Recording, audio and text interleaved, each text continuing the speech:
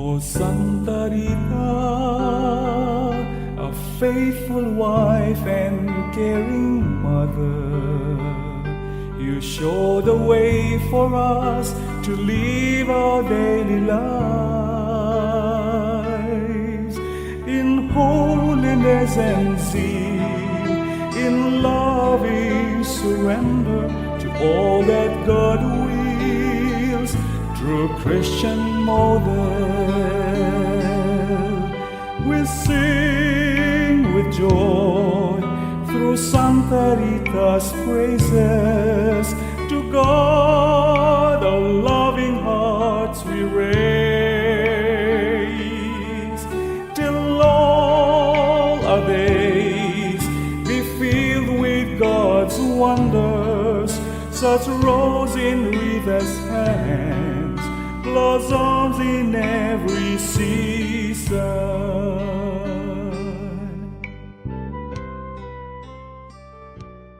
Jien Sister Teresa, Soru Agostinjana, insellimlek u nilqek għal-programm tagħna ta' qari spirituali li tul din l-iskeda qed ilaqgħana ma' Santa Rita minn Kaxxija. Qed naqra mill-ktieb b'verżjoni ġdida ta' din il-qaddisa skont sejbiet ġodda. Insejħu fostna it-Trinità Qaddisa l-isem tal-Missier u tal-Iben u tal-Ispiritu Santu. Amen.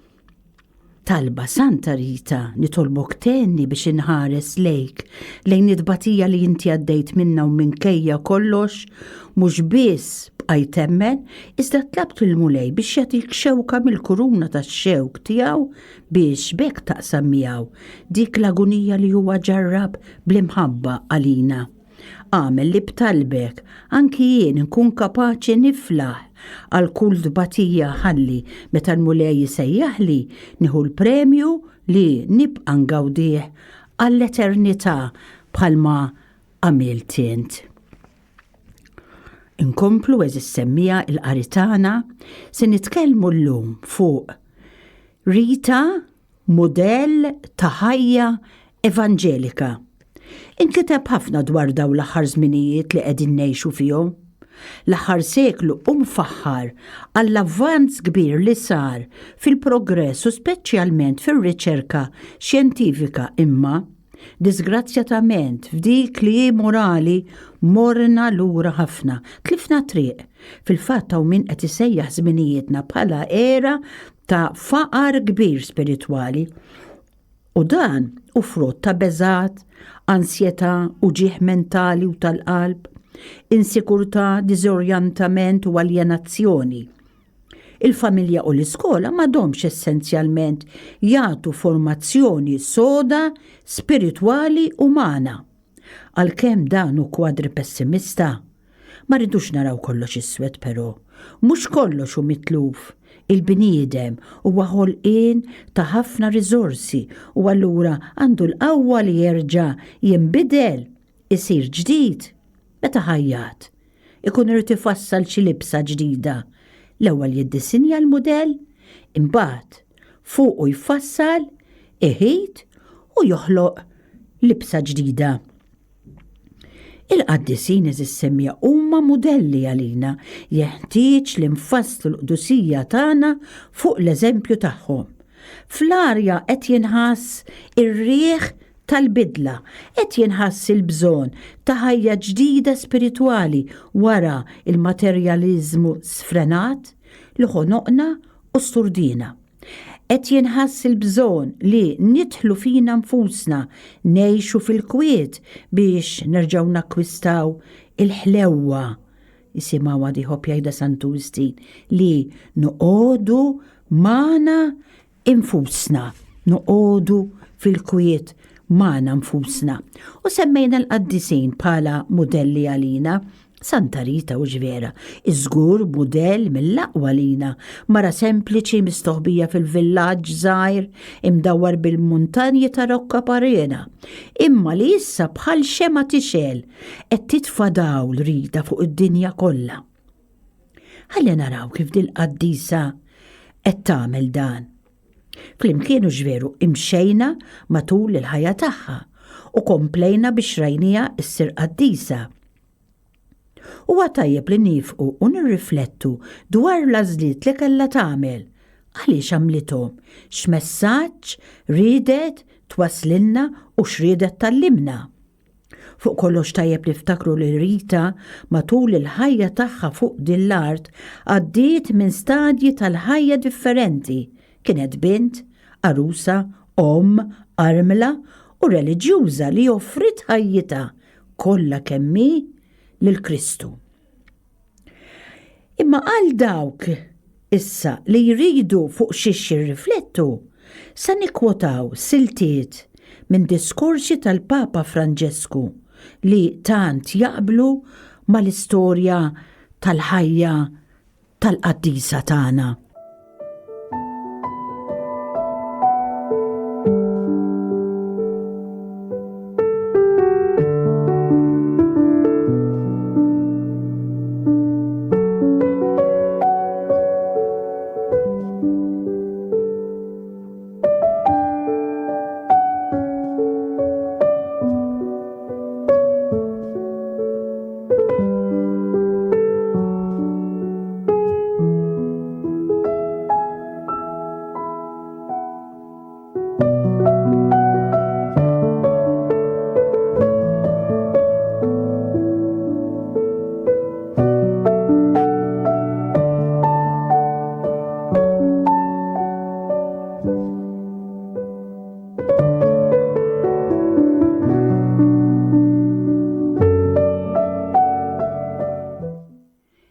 Se nitkellmu semmija fuq Rita bint Antonio u Amata, paċifisti daw ta' kaxxa persuni li jġibu il-paċi. U l-Papa Franġesku kellu xewqa kbira li jiftaħ diskussjoni fil-Knisja għal sena sħiħa dwar iż-żwieġ u l-familja. Kien għalhekk li bej l-10 ta' Diċembru 2014 u l-14 ta' Ottubru 2015 bejn iż-żewġ laqat tas-sinodu dwar il-familja, il-Papa iddedika ħafna mill-udjenzi tiegħu ta' nhar Terba biex jagħti katekezi f'29 parti li fiha huwa tkellem dwar id-diversi aspetti tal-ħajja tal-familja. Din il-katekezi u ħafna iżjed fis-sena 2016 inġabru f'eżortazzjoni li semmewa Amoris Laetitia li tfisser il-ferħ tal-imħabba. Fil-fatt huwa fis-7 kapitlu li l-Papa jkellimna fuq ir-relazzjoni bejn il-ġenituri u l-ulied. Hemm paragrafu partikolarment sinifikattiv u pedagogikament fundamentali li fih Franġesku jafferma b'mod ċar li l-ossessjoni ma tedukax u ma jistax ikollna kontroll tas-sitwazzjonijiet kollha li fihom jistgħu jsibu ruhom u li jitnaqal. Jekk ġenitur uffissat biex ikun jaf fejn mar ibnu u joqgħod jikkontrolla l-movimenti kollha tiegħu, ikun qed ifittex biss li jiddomina l-ispazju tiegħu. Hekk ma jkunx jedukah u ma jkunx jgħinu jikber. Ma jkunx jippreparah biex iħabbat wiċċu mal-isfidi. Dak li għandu jinteressana l-ewwel u qabel kollox hu li nislu fi wliedna b'ħafna mħabba ta' modi kif jistgħu jimmaturaw fil-libertà tagħhom fejn iħossuhom imħejjija fejn jikbru b'mod sħiħ u tiġi kkultivata l-awtonomija awtentika tagħhom. Dan il-kliem meta nqabluh mal-epoka ta' żmien Rita għaż-żmien tal-lum jidher differenti u ġveru. Imma fl-essenza tiegħu jibqa' l-istess. Santa Rita għexet mal-ġenituri tagħha sakemm iż-żewġet u minn għandhom kienet irċevit talim konkret għal-ħajja. Riżultat rajnieh.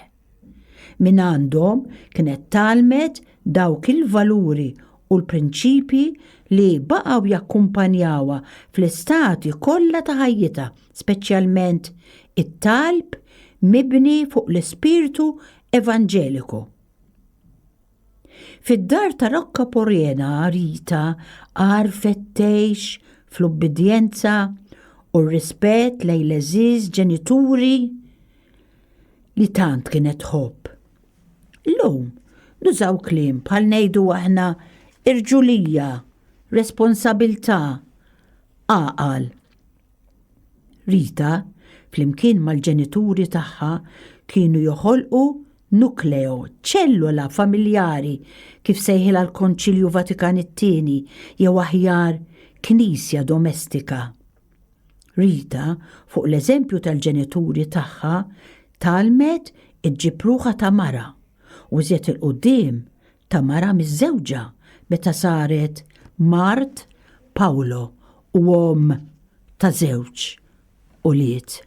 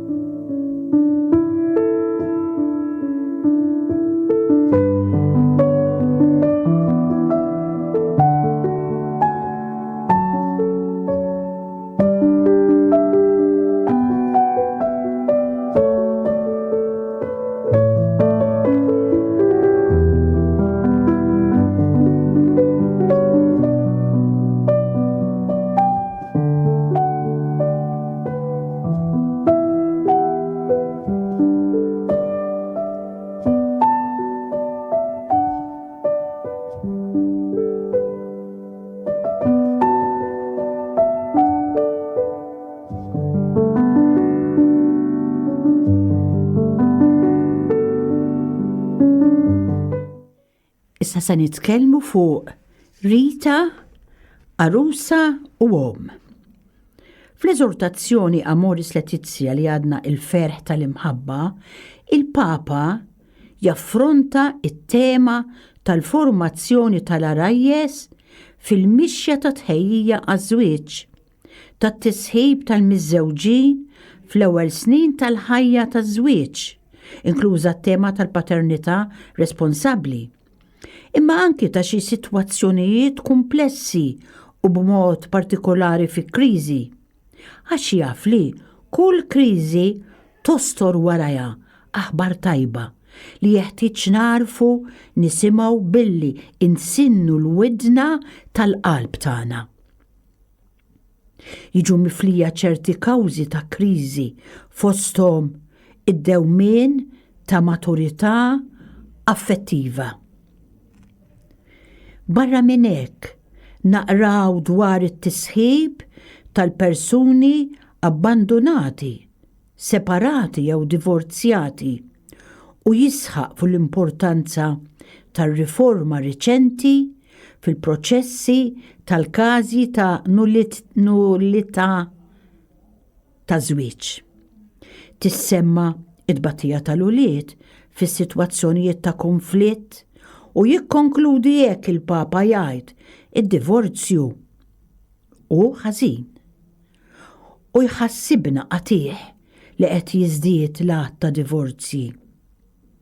Għalhekk bla dubju, il-missjoni pastorali l-aktar importanti li għandna mal-familja hi li nsaħħu l-imħabba u ngħinu biex indewwu l-ġrieħi. Hekk li nistgħu nipprevenu li din it-traċedja tkompli tikber fi żmienna. Imbagħad il-Papa immiss is-sitwazzjonijiet ta' żwiġijiet imħalta u fejn il-partijiet ikunu ġejjin minn reliġjonijiet differenti u l-qagħda tal-familji li għandhom fiħdanhom persuni b'tendenza omosessuali u jisħaq mill-ġdid fuq ir-rispett lejhom u r-rifjut ta' kull diskriminazzjoni inġusta u kull xorta ta' aggressjoni jew violenza. Pastoralment prezzjuża l-aħħar parti tal-kapitlu f'din l-eżortazzjoni li tgħid meta l-mewt tolqot bin-niggiża tagħha. nitkellem dwar it-tema tat-telfa ta' persuni eżies u ta' min jisfa armel. Taf kemm importanti eżis semmija din l-eżortazzjoni Amoris Laetitia, il-ferħ tal-imħabba. Naqrawa tinsab bil-Malti min hu mitla tal-internet jista' fil-Google jikteb Laikos u ssibu ħafna materjal prezzjuż hemmhekk fosthom din li qegħdin nitkellmu fuq llum. Kull epoka fl-istorja għandha s-sabiħ u l-ikraħ u dan kien ukoll fi żmien Rita. Jiġifieri, sakemm nibqgħu f'dan il-witt ta' dmuħ, xejn mhu sejjer ikun faċli, għax kull triq ikollha l-ħotob tagħha. Hekk ukoll fir-relazzjoni ta' Rita ma' Paolo. Paolo Di Fernando ma kienx xi raġel li tista' tifhmu faċilment. Kellu t-temperament tiegħu, imma kellu ruħ twajba wkoll. Kien dispost li jitrasforma ruħu. Fil-familja tiegħu kienu tnislu l-mibeda u l-vjolenza frott il-politika jew aħjar il-partiti ta' dak iż-żmien. Rita, permezz tal-karattru sod li kellha mibni fuq il-fidi u t-talb tagħha flimkien ma' ħafna paċenzja u ħidma sfiqa, bil-kelma tajba rnexxiela tratta bil-qalb ta' żewġa. Rita marret kontra l-kurrent, kontra kull ma kienu jemmenu u jsostnu il-familja ta' Paolo. Jekk iż-żgħażagħ tal-lum iridu li jsalvaw is-soċjetà, jeħtieġilhom jagħmlu tagħhom is-sens tal-misteru. Il-bniedem innifsu huwa realtà misterjuża tul ħajtu kollha. Huwa dan it-tip ta' misteru uman li jattira żewġ persuni lejn xulxin miġbuda mill-forza tal-imħabba ġeneruża u nisranija. Kienet propju l-imħabba paċenzjuża, altruista u nisranija li jaqdet l-Rita ma' Paolo. Tant li Paolo imbidel u sar bniedem li kapaċi jaħfer u jħobb il-paċi. Meta żewġ żgħażagħ ikunu maquda u msoffija bin-nar tal-imħabba ta' bejniethom, il-ħajja issir għalihom ħelwa u sabiħa biex jgħixuha b'tant ferħ.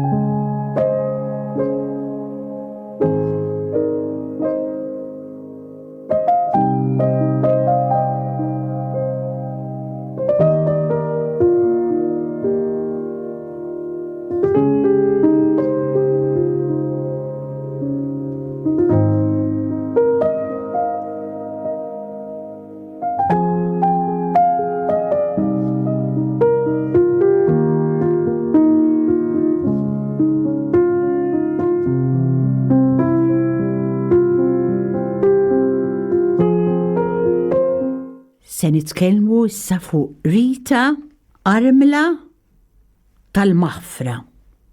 Il-Papa Franġesku jgħidilna hekk fuq il-Maħfra fil-bolla tal-ftuħ tal-ġublew straordinarju tal-ħniena. Jgħid, Aw min jaħseb li l-mudrija u l-ħniena huma djufija. Ma fl-istorja Alla urina li huma kwalitajiet ta' minnu tassew qawwi. Dan naraw f'Alla li l-ħin kollu jinsab ħdejna, lest biex jaffrilna u jenna. Il-Bibja turina kemm Alla jieħu paċenzja u kif dejjem tirbaħ it-tjieba tiegħu. Is-salmi fihom espressjonijiet ta' faraġġ u kuraġġ għal min jixtieq iduq il-ħnina ta' Alla li jaħfer, ifejjaq u li jrid iħaddan miegħu lil kulħadd. Ekku kemmu tajjeb inti li inti batuta ma tiflax mhix mifhuma tħoss li dan Alla jaħfirlek, iħaddinek miegħu, iħobbok. Il-ħnina ta' Alla mhix xi ħaġa flajru ta' eżis semmija tinsab fil-ġewwieni tiegħu u tfur il-barra bħal dik ta' omm u ta' missier li ma jistgħux jaħbu l-emozzjonijiet tagħhom fl-imħabba lejn uliedhom. F'Alla il-ħniena hi sentiment naturali ta' ħlewwa, ta' modrija u maħfra. Mhux ta' bxejn li wieħed mis-salmi numru 136 fih ritornell għal 26 darba li jgħid għal dejjem il-ħniena tiegħu. Se jkun fuq il-sienna kien qal il-Papa matul din is-sena fl-innu tal-Ġublew. B'dan is-salm inkantaw kif l-istorja tas-salvazzjoni il-bniedem kien dejjem taħt il-ħarsa ħanina tal-missier. Ġesu kanta dan is-salm għad-dixxipli tiegħu ftit qabel l-aħħar ikla fejn fetaħ beraħ l-imħabba tiegħu. Kun tajjeb li aħna wkoll eżis semmija nirrepetu kuljum fit-talb tagħna dan il-vers għal dejjem il-ħniena tiegħu. Meta nkunu mitħla tal-Vanġelu iva nifmu għaliex litra li bija l-Papa Franġesku ta' bidu għal-ġublew tal-ħniena semmija Misericordie Vultus, il-wiċċ tal-ħniena talla li hu Ġesu Kristu. L-aqwa idea tal-missier ta' ilu ibnu u l-qoddim id-dixxiplu l-maħbub Ġwanni ġabar fit 3 kelmiet l-idea li tagħna Ġesu dwar il-missier, 3 kelmiet Alla u imħabba. L-imħabba li deret fostna nistgħu immissuha bidejna fil-ħajja kollha ta' Ġesu kif missewa l-fuqra, l-morda, l-imwarbin u l-midinbin fost oħrajn. Ġesu ġitu ħasra għall-armna ta' Najn li kienet imbikkija xmitilha bina l-waħdini u Ġesu tawla ħajm il-ġdid. Ġesu waqaf qudiem il-mejda tat-taxxi u ħares b'imħabba ħanina lejn Mattew, raġel meqjus minn nies bħala midneb. Ġesu minflok iresqu lejh, jurih fiduċja fih u jsejjaħlu biex ikun wieħed mid-dixxipli tiegħu. Illum ukoll il-mulej għadu jħares bl-istess ħarsa ta' ħnina u din l-inħarsa se tibqa' msamra bil-ħlewwa fuqna l-kol. Għaliex? Għax għal dejjem il-ħniena tiegħu. Fil-missier naħna ngħidu ħafrinna dnubietna bħalma naħfru lil min ħati għalina, dik il-mafra semmija li aħna stess nirċievu mingħand Alla ma rridux inżommuha ġewwa fina biss, iżda jeħtieġ ninfetħu u natuha lill-oħrajn. Din hi t-tannieqa ta' mħabba li jridna nagħtu il-mulej. Nieqfu hawn illum jien nixtieq insellem u nirringrazzja lilek li kont magħna għal dan il-programm. Il-paċi miegħek. O Santa Rita, a faithful wife and caring mother, you show the way for us to live our daily lives in holiness and zeal, in loving surrender to all that God wills through Christian model. We sing with joy through Santa Rita's praises. To God our loving hearts we raise, till all our days be filled with God wonders, such rose in wreathed hands, blossoms in every season.